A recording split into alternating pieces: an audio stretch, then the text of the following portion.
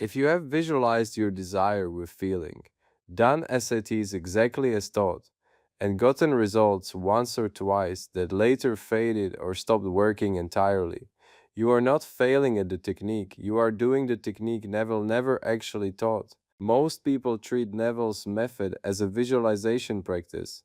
They assume the work happens during the imaginal act. The vividness of the scene, the intensity of the emotion, the sensory detail, the repetition until it feels real. And when it works, sometimes but not others, or when results appear then evaporate, they conclude they must not be doing the session correctly.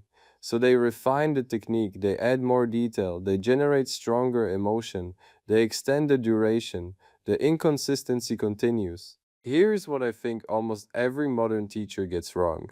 The imaginal act is not the mechanism. The imaginal act induces a state. The state is the mechanism, and the state must persist far beyond the 20 minutes you spend in the wish fulfilled at night. Most practitioners are building a new state for 1 hour and dismantling it across the other 23. They practice state construction during SATs and state demolition the rest of the day. Neville warned against this repeatedly. The teaching has been edited down to the part that fits in a 10-minute video. By the end of this, you will know the difference between imagining of the wish fulfilled and imagining from it why results fade even when the technique felt perfect, and what living in the end actually requires when you are not actively visualizing. The gap is not in your session. The gap is in the other 23 hours. The first question most people ask after inconsistent results is why does it work sometimes but not others? They visualized their desire with intensity. They felt it real. Sometimes a result came, sometimes nothing happened. Sometimes the exact same scene produced a manifestation 1 week and silence the next. The pattern makes no sense because they are looking at the wrong variable. Here is what I think nearly everyone misses. The difference between a technique that works and a technique that fails is not vividness, emotion, or repetition. It is position. Neville taught imagining from the wish fulfilled, not imagining of the wish fulfilled. Most people do not know there is a difference. When you visualize of the desire, you are observing yourself having it. You picture yourself in the new house. You see yourself receiving the check. You watch the scene as though viewing a movie. You are generating emotion about something you are looking at. This is imagination as rehearsal. It feels productive. It can be vivid. It does not work reliably because you are still imagining as the person who does not have the desire. The perspective is wrong.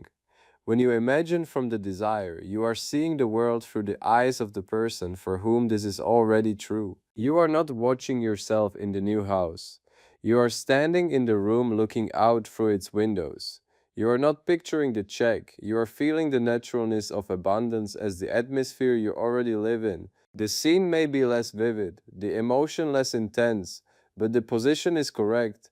You have displaced your identity. Neville clarified this in Out of This World in 1949. He said the end must be seen from the inside, not observed from the outside. That single positional shift is the difference between technique and mechanism. When your practice works, sometimes you accidentally slipped into the front position. When it fails, you stayed in the off position. The technique looks identical from the outside. The results are opposite. Here is a pattern I have watched repeat with student after student. Someone practices SATs every night for months. They visualize a specific desire with full sensory detail. They feel intense emotion. Occasionally, they get a small result that seems to validate the law. Then the bigger desire stays stuck. They assume they need more discipline, so they extend the session, they add more vividness, they generate stronger feeling. Nothing changes. They are perfecting a session-based practice while ignoring the fact that the state they induce at night collapses the moment they open their eyes. What they miss is this: the imaginal act is not the work. The imaginal act induces a state. The state is the work, and the state must be sustained far beyond the session. Most people build a new state for 20 minutes and dismantle it for 23 hours. They visualize wealth at night, then spend the day checking their bank account with anxiety, complaining about bills, interpreting prices as evidence of lack, and reacting to financial news with fear. The session was flawless. The state lasted 20 minutes. But there is a specific breakdown point where the state you built at night gets overwritten by your default identity, and most people have no idea it is happening. It is not the moment you would expect. I will show you exactly where that breakdown occurs in a few minutes, because identifying it is the only way to stop the cycle of building and dismantling. Neville warned against this in a lecture from 1963. He described a woman who visualized a marriage proposal every night with tears of joy, but spent her days complaining to friends that all men were unavailable and interpreting every interaction as confirmation of her undesirability. Her visualization was perfect. Her state was uninterrupted like no proposal came. Neville said you cannot build in 1 hour what you destroy in 23. The math is not metaphorical, it is operational. Which leads to the second question, why do results appear then evaporate? The answer is state duration. When you hold a state long enough, the bridge of incidents begins to form. Circumstances shift, opportunities appear, the path to the manifestation starts to materialize. But if you return to the old state before the bridge completes, the entire structure collapses. The result appeared because you were in the state. The result evaporated because you left the state. In The Power of Awareness, published in 1952, Neville taught that assumption, if sustained, hardens into fact. Most people read it as instructions to repeat the technique daily. That is not what he meant. Sustaining the assumption does not mean repeating a ritual. It means occupying the state continuously until it becomes your baseline consciousness. He used the metaphor of wearing a coat. You do not remind yourself every hour that you are wearing it. You simply wear it. The assumption must become unconscious through continuous occupancy, not through nightly repetition of a session. Here is the part most teaching skips. Neville said your imagination is divided into four capacities: attention, perception, interpretation, and reaction. When you assume a new state, all four must shift. Most people shift attention during their visualization. They focus on the desire but leave perception, interpretation, and reaction unchanged. A person imagining wealth at night but perceiving bills as threats, interpreting financial news as doom, and reacting to prices with panic is in the state of poverty regardless of how vivid their session was. The state is not what you visualize, the state is what you live from. In his teachings from 1948, Neville said man's chief delusion is his conviction that there are causes other than his own state of consciousness. That line gets quoted constantly. It gets applied almost never. If your state of consciousness is the only cause, then every result you are seeing right now is a perfect reflection of the state you have predominantly occupied. Not the state you visited during last night's visualization, the state you wore all day today. So the real question becomes, what does living in the end actually mean when you are not actively visualizing? Most LOA teachers will tell you it means detachment. Let go of the desire, stop thinking about it, do the technique once, then release it to the universe. They are wrong. Neville never taught detachment, he taught continuous occupancy.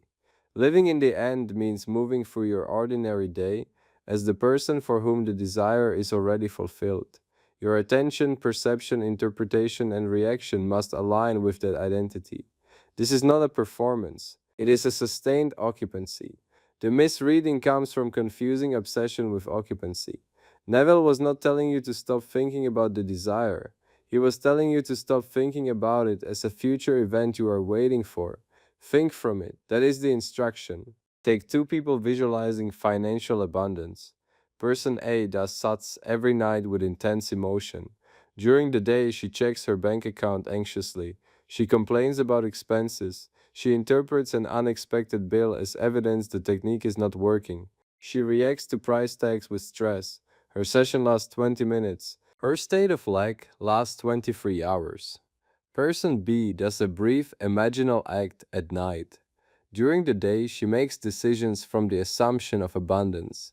She perceives financial news through the filter of someone for whom money flows easily. She interprets delays as timing, not denial. She reacts to expenses with the calm of someone for whom this is handled. Her state lasts her waking hours. Person B gets results. Person A gets the manifestation roller coaster. The difference is not the quality of the visualization, the difference is state duration. Now, here's the part that determines whether any of this becomes practical instead of theoretical. There is a test you can run on yourself right now that tells you whether you are occupying the state or just visiting it during sessions. I have not given you that test yet. I am going to walk you through it in a moment because without it, you will keep assuming you are in the state when you are actually rehearsing it. Neville clarified this in Feeling is the Secret, published in 1944. He said feeling is not emotion. Feeling is the acceptance of the state as true. It is the inner knowing, the sense of naturalness. You can imagine from the wish fulfilled with complete emotional calm. What matters is that it feels inevitable, already done. Forced emotion is often a sign you are imagining of the desire, trying to generate a feeling about it rather than from the desire, where the feeling is simply the atmosphere of the state. If there is a free guide in the description that walks through the exact points where state breaks down between practice sessions, this is where you would want it. The teaching gives you the mechanism. The diagnostic shows you where your specific state collapses hour by hour. Most people treat living in the end as passive waiting. Neville's instruction is the opposite. It is active, continuous occupancy of the state, which produces natural action from that identity. In The Law and the Promise, published in 1961, he explained that the bridge of incidents unfolds automatically, but only if you remain in the state. Most people do the imaginal act, see no immediate result, panic, and return to the old state, collapsing the bridge before it completes. Here is the pattern no one names. You have been taught that the work happens during the session. You refine the technique, you add detail, you intensify the emotion, you extend the duration. But the session is not where most people fail. They fail in the hours between sessions. They fail when a trigger pulls them back into the old identity. They fail when circumstances seem to contradict the new state, and they react from doubt instead of from the wish fulfilled. They fail during conversations, during commutes, during the hundred small moments where the old state reasserts itself, and they do not notice. If you have been practicing SATs for 6 months without consistent results, the problem is not your technique. The problem is that you are treating state building as a session based practice when it is an all day architecture. The imaginal act is a tool for inducing the state. It works. But state induction and state maintenance are two separate skills. Most teaching covers the first and ignores the second. You know how to build a state, you do not yet know how to protect it across your full day. That gap is the difference between someone who manifests occasionally and someone who manifests reliably. Nothing here requires talent, it requires attention to the hours you have been ignoring. You can do exactly what I am describing. The mechanism is universal. The only variable is whether you are willing to manage the unmanaged hours most people leave on autopilot. Before I give you the application protocol, there is one thing about your baseline state, the identity your subconscious returns to the moment you stop concentrating, that decides whether any technique will ever stick. I have not addressed that baseline yet. I am going to show you how to identify it now, because if you do not know what your actual baseline is, you will keep assuming your practice is working when it is being overwritten every single day. Here is exactly what to do tonight. First, before sleep, do your imaginal act. Keep it brief. The goal is not vividness, the goal is to feel the naturalness of the wish fulfilled.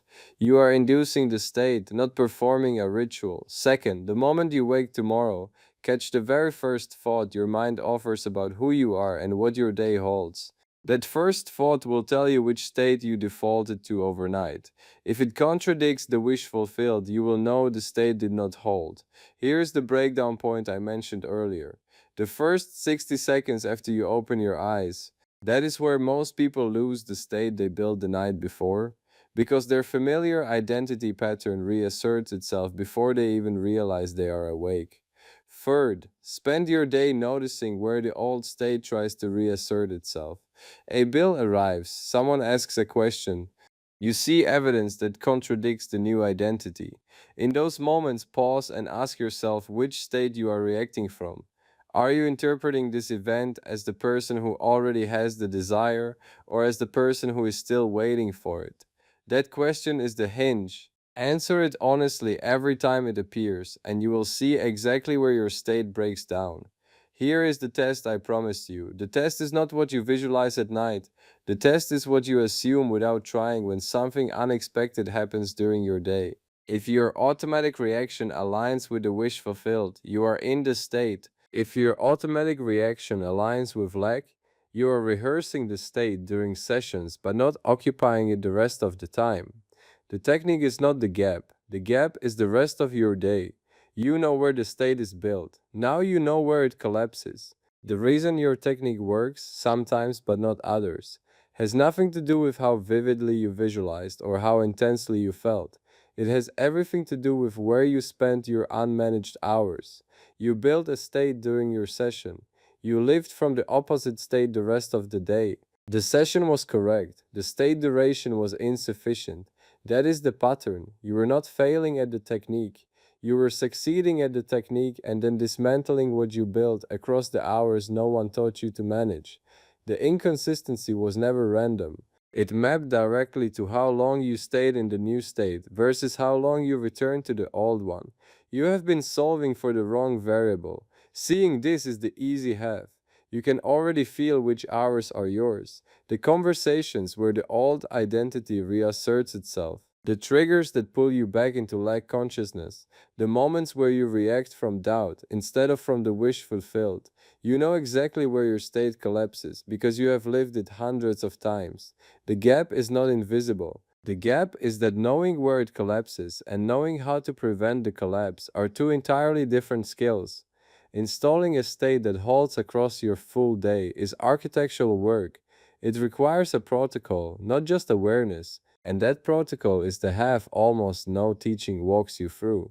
Because diagnosing the problem in a video is straightforward and handing you the step-by-step system for solving it is not. So there is a specific next step for the people who want to actually close the gap instead of just understanding it. If you want to move from understanding why your state breaks down to having the protocol that prevents it from breaking down in the first place, the source code diagnostic is that protocol.